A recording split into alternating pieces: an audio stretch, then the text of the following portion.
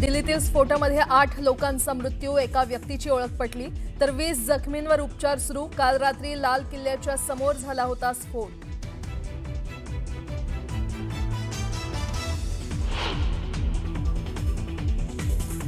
बॉम्बस्फोटातील कारचं पुलवामा कनेक्शन समोर। शेवटच्या वेळी पुलवामाच्या एका व्यक्तीला विकण्यात आली होती I-20 कार। गुरुग्राममधील सलमानच्या नावे कारचं रजिस्ट्रेशन।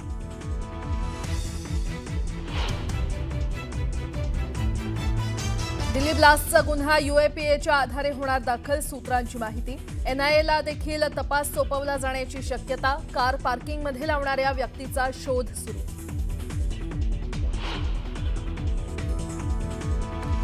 गृहमंत्री अमित शहांकडून दिल्ली ब्लास्टच्या चौकशीचे आदेश। दिल्ली पोलीस कमिशनरसह इतर अधिकाऱ्यांकडून घेतली माहिती।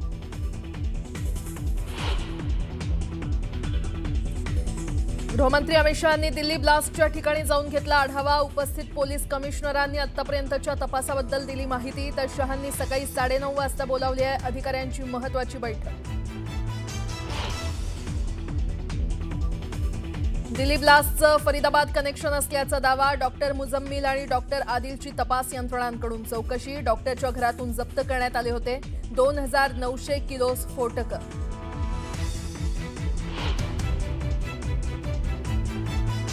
दिल्ली स्फोटाच्या पार्श्वभूमीवर राज्यात हाय अलर्ट। महत्त्वाच्या ठिकाणी सुरक्षेत वाढ, तर संशयास्पद वाहनांची कसून तपासणी सुरू।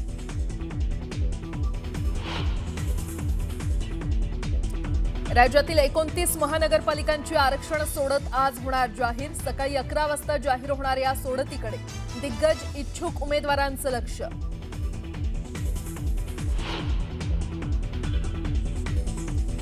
बिहार विधानसभेच्या शेवटच्या टप्प्याचं आज मतदान। 20 जिल्ह्यातील 122 विधानसभेच्या जागांवर होणार मतदान, तर 14 तारखेला जाहीर होणार निकाल।